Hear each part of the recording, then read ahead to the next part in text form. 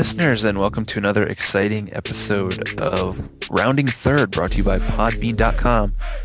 You can catch all of our episodes at roundingthird.podbean.com, and you can also catch the archived episodes on our brand new YouTube page, Rounding Third 1. That's Rounding Third and the number 1. My name is Zach. Alongside me tonight is my counterpart, Chris Wilson here. What's going on, you guys? We have a lot of interesting stories to talk about today. First, we're going to talk about the World Baseball Classic. We're just going to update everybody on the scores and everything going around the Classic. Second off, we're going to talk the New York Yankees, some updates about their squad, and all these Yankee fans, listen in. And then finally, we're going to cap the show off with a top 10 countdown of the top players in the MLB today. But first, we're going to throw it back over to you, Zach, for an update on the World Baseball Classic. Zach? Thanks, Chris. Yep. And earlier this morning, the Netherlands came away with a huge upset victory over Team Cuba at the World Baseball Classic by a final score of 7-6 to advance to the semifinal round. Callian Sams with some ninth-inning heroics. He hit a sacrifice fly that scored Andrew Jones with the winning run, capping a comeback from a 2-run eighth-inning deficit. The Netherlands is the first European team to reach the Final Four, and they advanced along with the two-time defending champion Japan. The semifinals are going to be held in San Francisco on March 17th and 18th, and the Netherlands and Japan will be joined by two teams from among the United States, Dominican Republic, Puerto Rico, and Italy.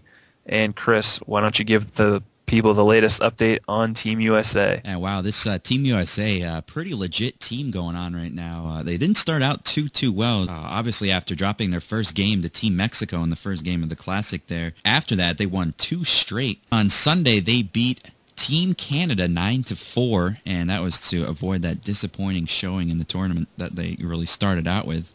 And now they're basically earning their chance to continue on within the Classic. So Team USA did move on, and they play Puerto Rico, and they're going to face off on Tuesday as the final game in Miami at the Marlins Park. Before that, Team Italy and Dominican Republic are going to take on each other. And basically, it'll be good to see Team USA, and see what they can do with themselves after, being so resilient throughout this Classic and coming back with these, 2 wins over the past 2 games. Yeah, they were really stagnant to begin the tournament, especially Team Mexico. They didn't do so hot against and then the first half in the game against Team Italy, they couldn't really get anything going either. But since the second half of that game and pretty much the second half of the game against Team Canada, especially, they really started to get the bats going. Previously they were able to get plenty of runners on base, but they were not able to score them. But that all changed, like I said, especially towards the end of the game against Team Canada. Adam Jones of the Baltimore Orioles and Eric Hosmer of the Kansas City Royals, they each, drove in runs in the 8th inning. I believe Jones doubled in the tying and go-ahead runs in the 8th inning, and then Hosmer hit that big 3-run double in the 9th to really put Team USA ahead for good. Pretty disappointing at first, but then America is always resilient. Yeah, the U.S. team really showed a lot. Italy had a pretty big game. They actually won with the new mercy rule there.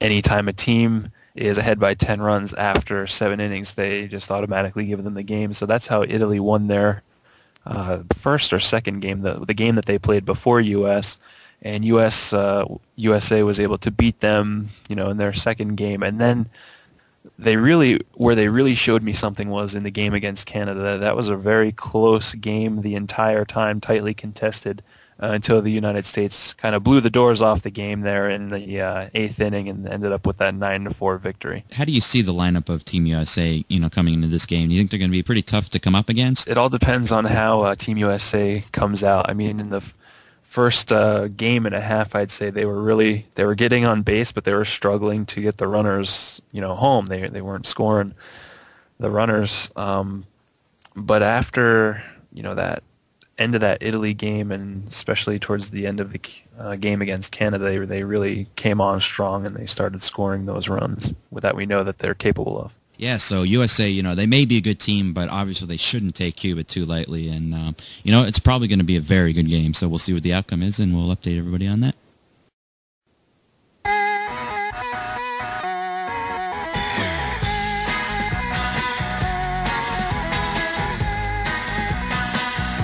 And now across the league here in news about the New York Yankees, we have some, updates coming up from them. All-star first baseman Derek Lee and third baseman Scott Rowland are being looked at by the New York Yankees. And also on Monday, Brian Cashman and the organization thought, we're going to put this word out there that they would be interested in taking Chipper Jones if he ever decided to come back.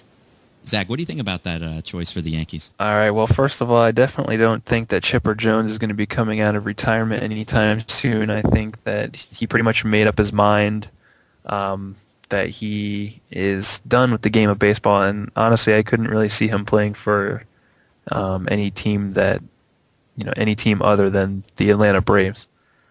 As far as the other two, Roland, he's a good, solid veteran. He would be a good player over at third for them, a good bat to have in the lineup.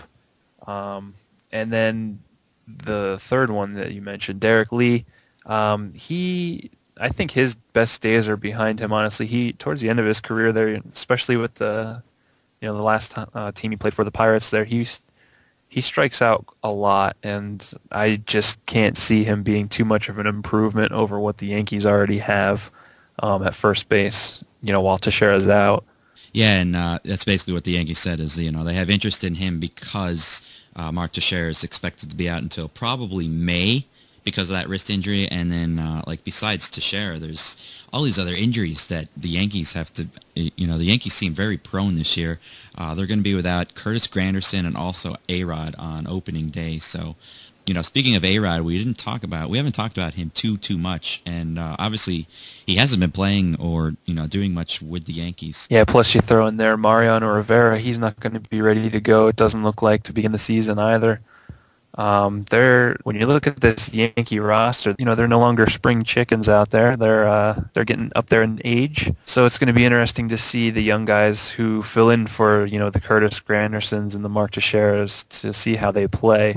And fit into the future of the Yankees. And then even also looking back at the first base there, Kevin Youkilis, an old Red Sox, he does have the ability to probably play first base, but, I don't know if he would be that perfect fit, for that first base position for the Yankees. Yeah, it's going to be pretty interesting to see what how the season opens for the Yankees. If they start out slow, it's going to take them a long while to get caught up there, and I think it's pretty much it's a foregone conclusion that if they field the opening day lineup that they have on paper right now, they're not going to be playing too far into the playoffs if they even make it that far. Yeah, and that's what I was just thinking to myself there too. Is I'm not going to predict the Yankees to go very far this year with all the injuries that we've been seeing, and we have no idea what else is to come up. So more injuries could come up, or I think these guys coming in after their injuries, they're not going to be to the top of their game, obviously. So, the Yankees, I think it's going to be maybe a lull year for them this year. Yeah, and we saw it with the Phillies when they were without Ryan Howard and Chase Utley. They just were not the same team. And even after those two came back, it took them so long to get back into the swing of things. They missed the playoffs, and it just wasn't the same.